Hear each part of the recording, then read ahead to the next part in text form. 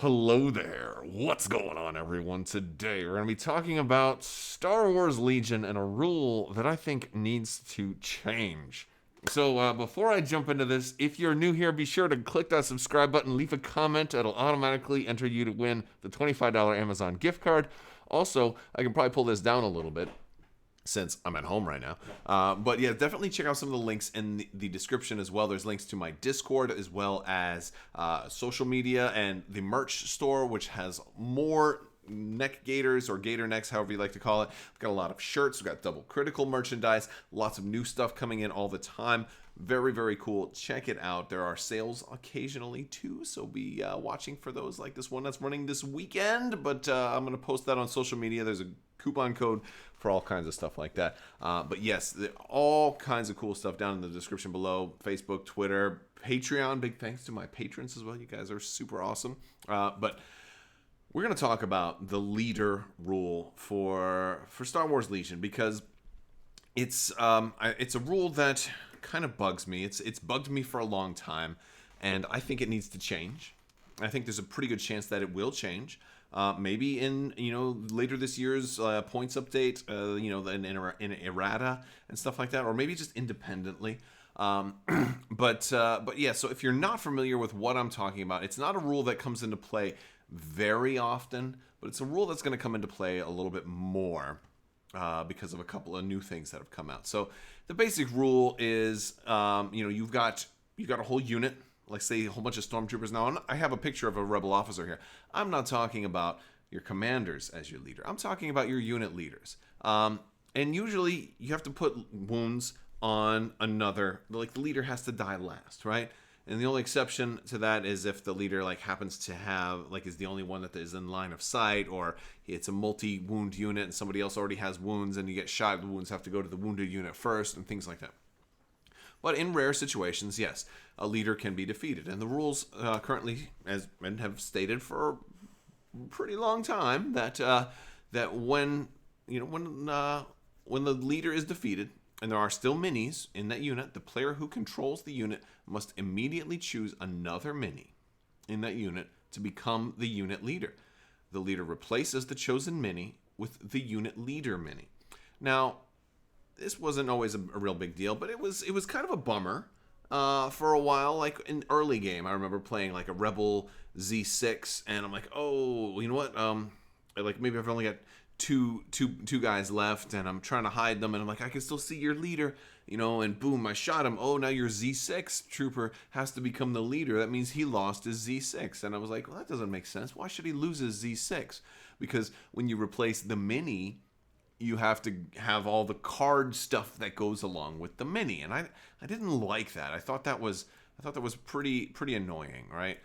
Because and usually it's a regular leader, but sometimes it's a special leader.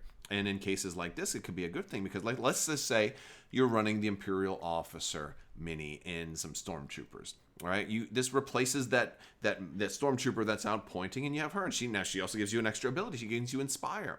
Well, if she gets, we'll call it kind of scoped, right? Where basically the rest of the unit's hidden, can't be seen, completely line of sight blocking, but only the leader is available. And they shoot and they get one shot through. Well, it has to kill the leader. And what happens is then the leader dies. One of the other stormtroopers morphs into the leader. That doesn't make a whole lot of sense either. You're like, wait, are you going to take off all your plastoid armor and put on this Imperial officer's uniform? Like, how does that work in, and it's one of those things where they just say, you know what, a game function needs to trump the theme sometimes. And I'm like, okay, all right, I understand. But this really got heavily abused when strike teams came into the game. Those sniper strike teams that people would put out hidden behind somewhere, especially when they were infinite range. It was also a problem because what they would do is they take the sniper, because in a strike team, the heavy becomes the leader. And so they'd put the sniper out, and they'd put the other regular dude completely hidden behind like a building or a big barrel or something that completely blocks line of sight. And what that effectively does is that makes the unit immortal. Because even if you kill the sniper, even if you get like a super strong hit with all crits and pierce, whatever, you can't assign wounds to somebody that can't be seen. And of course, unless it's a poison-based weapon, right? But there's no poison snipers just yet. That'd be pretty cool, though. But yeah. So then, just worst case, the sniper dies. Well, then since the sniper's the leader, the other guy who was just a regular guy morphs into the sniper, and they'd say, well, he picks up the sniper rifle. I'm like, sure, you like that, but that means even though I shot your sniper, I still didn't kill your sniper because your sniper is now just hidden. So that's a problem because it basically meant you had to, you had to unload on a strike team twice at least, which I think was a problem. It's kind of annoying. But that's just something that people began to accept. I never liked that, and I've said many times I want this to change. I don't like the leader rule. It's something it's my number one pet peeve about Star Wars Legion. But I think it's going to get worse. This got exacerbated a little bit. Exacerbated or exasperated? Exasperated or exasperilla? Anyway, when I was running Darth Vader one day, and I tried to force choke Pow, who was the heavy weapon in a Pathfinder unit. And Pathfinders are pretty much all human, with the exception of Bastan and Pow. And this one made it even more of a pain in the butt, because the beauty of a card like Force Choke is, hey, as long as you're not a commander or an operative, I can pick one mini and give it a wound. So I'm like, well, you usually, a lot of times, you go with the heavy. Or in some cases, you'll go with the leader if they're carrying an objective. And that's cool, too. But you go for the heavy, because that's the ones that got the most dice. That's the biggest threat to you. So I said, hey, I got close to these Pathfinders with Darth Vader. Let's Force Choke Pow. Until I was reminded, well, if you do that, somebody else is going to morph into Pow. So not only are they taking off their clothes and putting on Pow's clothes, they genetically morph from a human into a Pow thing. I don't know what race Pow is. That's not the point. The point is, first off, it's even greater immersion breaking, which doesn't make a whole lot of sense. And now also, it's like, now you can't kill this heavy. Not only is it a leader, but it's a heavy. So that's a real bummer. And maybe some people say, hey, Pathfinders need all the help they can get. I may personally disagree with you for a number of reasons that are my own. So I'll keep those off to the side for the duration of this video. But my point is, that's a problem, and I don't think it's good future proofing. And now we're seeing even more problems with that. Let me go back to strike teams. Okay, since more factions are getting strike teams now, what happens if Echo is leading a sniper strike team for the clones? Oh well, hey, Echo happens to have 2 health. He's a special mini because he's got 2 health. Well, what happens if Echo is poking out and he gets shot? Oh, well, he's got 2 health. Maybe he gets shot, he's okay. Maybe he's got some cover. Or maybe he gets shot for 2 damage. Well, Echo takes 2 damage, and he's got that 1 clone. That's 1 health, because the strike team only has 1 health, right? Well, let's say Echo dies, and now all of a sudden Echo morphs into the other dude. Now there's 2 health on Echo, right? Because the rules don't say that that when the leader comes back in, that they come back in with a wound on them. All right. What if it was a 3 health unit? What if they make a 3 health unit one day? Right. My point is, it's not good future proofing. And this is a problem, because this turns a strike team into a 4 health strike team, which is, first off, these are already good units, but on top of that, it's twice as much health and twice as hard to kill now as the Rebel and Imperial strike teams. So, and granted, I guess maybe you could say, well, this is balanced against the droids, because the droids have shields on their strike teams. I'm like, yeah, the droids do have shields on. But it's like, I just don't like. I feel like this is turning into like tremendous power creep, right? But it's not just a matter of droids versus clones, because this is a 4-faction game. Right, so you're gonna make droids and clones just more and more crazier and crazier on top of each other. I've got more examples, and I am coming with a proposed solution. Let's take the Empire, for example. How about Hask? Right, Hask can go anywhere. So now all of a sudden, let's just say I've got some snowtroopers, and I got Hask in a snowtrooper unit, and he's leading the snowtroopers He's our heavy, right? And they're doing the whole thing, the steady thing where they jump out, shoot, and get back or whatever. They're trying to do that whole thing. Well, let's say Hask gets killed, becomes another snow trooper. Then again, I leave him poking out so he can shoot. Let's say he gets killed again, becomes another snow trooper, gets killed again, so now all of a sudden out of a unit, let's say we got the extra snow trooper in there, we got 10. That's 5, 6 minis. Now it becomes a 12 health core unit, right? 12 health core unit. If everything lines up and you keep scoping the leader every time, probably not going to be a 12 health core unit every time, but that's certainly the possibility. And this just gets more and more outrageous the higher and higher that unit health becomes, because just because they've got 2s doesn't mean they can't also have 3s and 4s and things like that. But I'll do you one better, and here's where it goes in the opposite direction, where it goes from being something that is too powerful to something that actually hurts in a ways that I don't think it was intended to. Look at B2 Super Battle Droids. Here's a core unit that has 2 health natively. Everybody in the B2s, hey, so if you could put Hask in here, you'd have no problem, right? Yeah, the problem now, and I think this is something that's really going to put a head on it, is that the leader, the new special coming later this year, the T-Series Tactical Droid has got a hard 1 health on him. Okay, because hey, they didn't want somebody with 2 health, the leader to come back and come back in and be able to have 2 health. So he's got a hard 1 health. Now here's the thing. This turns like first off, this is especially broken because this turns 1 damage into 2 damage. This doubles damage against these guys potentially. This means a force choke does 1 damage to this guy, kills him, then assuming against the full health super battle droid unit, then takes a 2 health super battle droid off the map and then replaces him with this guy. So you're like that doesn't sound right to me.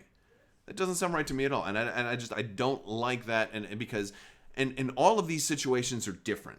All of these situations are different, and there's, I think, one simple solution that fixes everything, and it is to have a token that marks the unit leader if a unit leader is killed, whether it's a ring to go around the base, or like a Crabbok token, which you can get from Luxury Playstyle, or patrons are going to get those at the end of the year if they're at the X-Wing level or higher for 3 months or more. But if you check out Crabbok.com if you want to check out how to get a Crabbok token. But these are badass tokens too, by the way. But yes, regardless of what token you use, it could be anything. There needs to be a token that people mark a unit leader. And for the longest time, I had thought, well, how would they do? How are they going to ask you to use a token when there's no token in the core box? And I think that's a valid question. I think it needs to be a rule that you just use for tournament play. And this is how you get around it. You say, look, kitchen room table games are fine. You know what? Just swap out the mini. If things are a little, you're probably not playing at this kind of crazy technical level where you're really worried about, the balance of a T-Series Tactical 1 droid being force choked in a B2 Super Battle Droid unit, or POW, against Darth Vader, or things like that. Or Echo making a slightly overpowered, clone unit or whatever. Those things aren't super important for casual games and people who are just learning the game and just bought a core set and are playing on their kitchen table. So you don't have to change, the core sets in the base game for it. But it's very easy. It's not too much to ask for tournament level players to maybe print something out. Maybe come out with a new free token type available as a PDF on fantasyflight.com that somebody prints out, and it's a little L token. This is for unit leader. It would be simple. A little L token would be fine, and it would only be used in those cases. Now, some people might say that's a little bit too much to ask. Well, they've already done it. They've already done that with the silhouette tool. something that's not super, needed at casual play levels, but that's important for competitive play and tournament level play. So I feel like this is something else that's and for the life of me, I can't think of one situation in which that would be would break anything else that's out here. And all of these situations I talked about, if you've got B2 super battle droids, you lose your leader because maybe you parked him somewhere in, well, you're also going to lose his abilities, which means you're going to lose the AI attack, which is thematic. It makes sense. Hey, that T-Series that was delicate and he only had 1 hit point, you're supposed to take care of him. You left him out in the open. I saw his head pop up, shot him, couldn't hit anybody else. All of a sudden now, you lost this dude. Now you're stuck with your AI attack, right? So then they're stuck.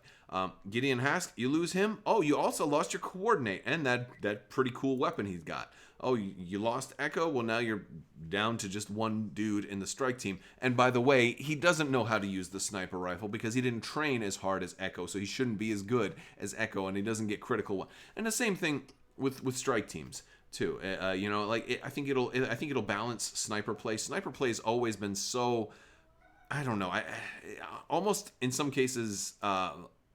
I don't want to say a negative play experience because I don't think it rises to that point, but it's almost been like sniper strike teams were like auto includes mandatory for any build that wanted a chance at winning, and I didn't like that. And I think making them like basically snipeable, so where they can be, you can kill them with one good shot. I think that makes sense. Again, if you disagree, please let me know in the comments below. Just because it's my opinion doesn't necessarily mean it's the right one. Maybe solutions have been play tested and there's issues with them. I don't know. I think you should be able to, if I want to take Darth Vader close enough to some Pathfinders to be able to choke out this alien, I should be able to choke out this alien. I mean, it's Darth freaking Vader, for crying out loud. You should be able to choke an alien in this game, because if you can't force choke an alien, what are you playing Legion for? I mean, I like to play Darth Vader because I like to force choke aliens. If I can force choke your Z6, why can't I force choke Pow? Right? Pow's not a Jedi. He's no Jedi. Oh. Who is a born god Jedi? Mind trick. You weak-minded fool. Anyway, so that's my idea. A simple token. And by the way, all the people making third-party accessories would love to have some leader tokens, because the thing is, you wouldn't necessarily need just one. You probably only need like a handful, but maybe you get 3 of them. Maybe you get a little 3-pack from all these little web stores that are selling, all these Etsy shops, and everybody's selling their thing. You get this cool little leader thing. Maybe somebody comes up with a cool one for it to be like a ring that goes around the base. Maybe it's a flat ring that you can still kind of measure range and everything too, or something like that. Like there's so many really easy ways. Or maybe it's a hat that you just put on your mini's head, like a cowboy hat. Oh my, no, maybe that's a bridge too far. But we'll have to see. I'd love to hear what you guys think about my thoughts on the leader rule and why I think it should change. All right, guys, let me know what you think down in the comments below, or you can also hop into my Discord and we can talk about it there. Don't forget to check out those links down in the description below. Check out some merch. Get yourself a shirt or a mask or a cool bag, a dice bag or something like that. I've got a lot of cool stuff down there. We'll talk to you guys later. Big thanks to my patrons. You guys are absolutely amazing, and I can't thank you enough for your continued support. Thank you all so much, and as always, have a great day.